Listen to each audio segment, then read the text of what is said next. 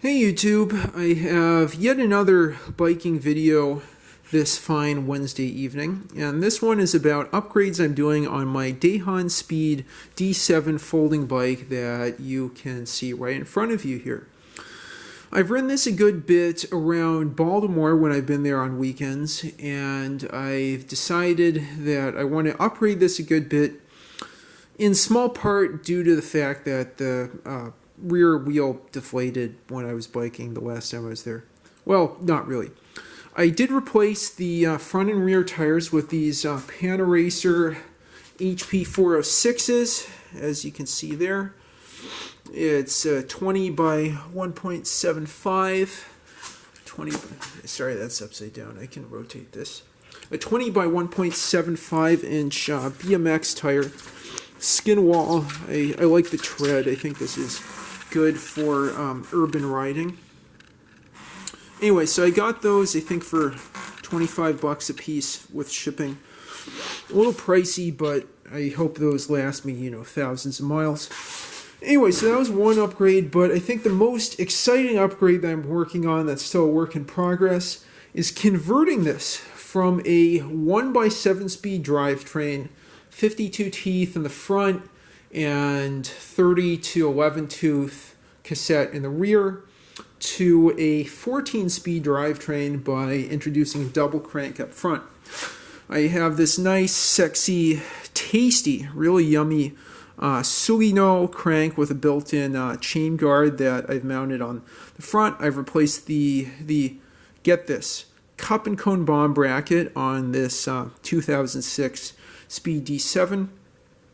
Anyway, so I've replaced that cup and cone bomb bracket with a VP BC73 cartridge bottom bracket that is 127.5 millimeters long.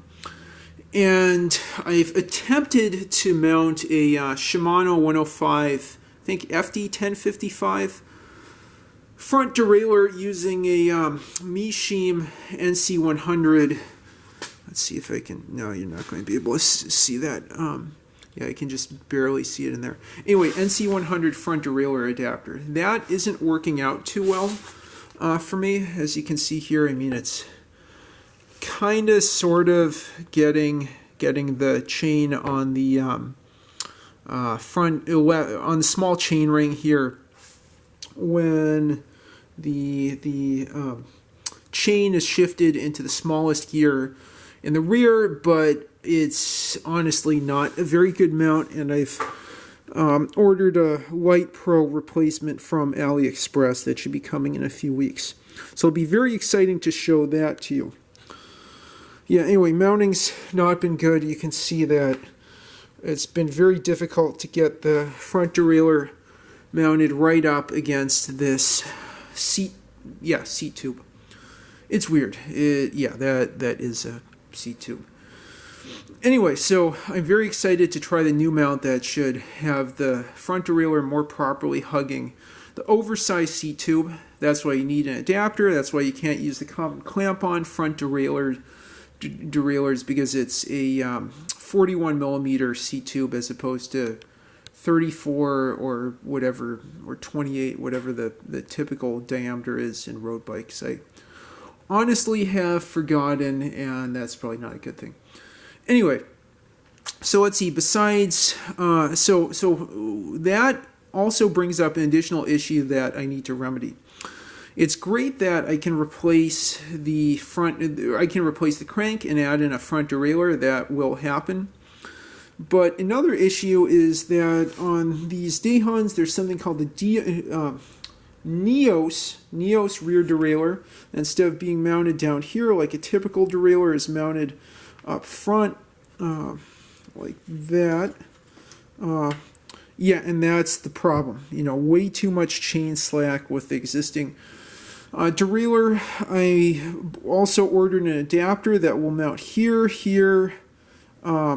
It should be here. I might have to drill a hole in that part of the fender bracket. I really love these fenders. These are some like chrome lowrider, your East L, like East LA chopper bike type fender. Anyway, I'm going to drill a hole through that flattened part there just so I can get a new derailleur adapter that mounts here, what would be there, and then has a threaded hole to mount the rear derailleur down there. I ordered a Shimano 105 rear derailleur that's a contemporary of this front derailleur, and more importantly, should handle a 30 tooth rear cog if I get the B screw set properly, and again should resolve that chain slack problem that I have here. You can see this short cage derailleur, especially with how it's mounted, it's just not going to do it. Of course, as you know from repairs, the replacements will cascade. I'll have to get a new cable housing, probably a new shifter cable, but that stuff's not very expensive. Anyway, so a lot of excitement there. I really looking forward to replacing that rear derailleur, replacing the front derailleur. Places like DC where we have tons of hills, and places like Maryland where we have lots of hills. Just getting those extra speeds and that small chain ring really helps. What else have I done in advance of the full drivetrain upgrade? I've removed the cassette. I've repacked the front and rear bearings, which were adjusted way too tight from the factory, and the prior owner did not adjust this. The prior owner was the father of a daughter in college, and this was his daughter's college bike, but I don't think they did a lot of maintenance on this. Anyway, so I adjusted the front and rear cup and cone hub bearings so that they didn't have play, but they're still tight enough, but again, without the grinding that I noticed before, and all that done in advance of the drivetrain upgrade. So I guess the last thing to talk about then is the upgrades in the cockpit. I am planning to replace the grip shift here once I have those front and rear derailleurs. I'm going to put just some cheap and cheerful, as I mentioned in my prior video. What's the word? Shimano Revo shifts up here instead of this. It's probably better than that. It's SRAM MRX comp. Rear grip shifter.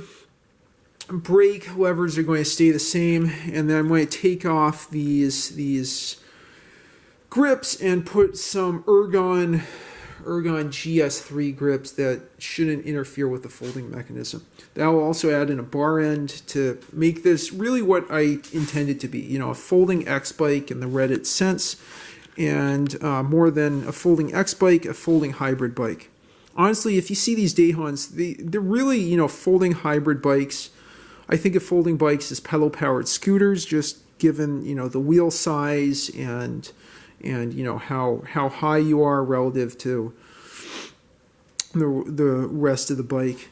But I want to make this a folding hybrid bike, and as weird as it is in 2023, I will admit I am guilty of liking bar ends. I think those really help going up hills, accelerating from a stop, and so on. But anyway, so these grips are going to come off. There's going to be some bar ends added there, and I'll keep everything else, probably just compact it closer to the clamp that holds down the handlebars there. Anyway, so I hope you enjoyed that quick overview of the upgrades I plan on my Dahon Speed D7 folding bike. If you have any thoughts about that plan or about this bike in general, leave them in the comments down below. Thank you for watching, and like and subscribe as always. Bye now.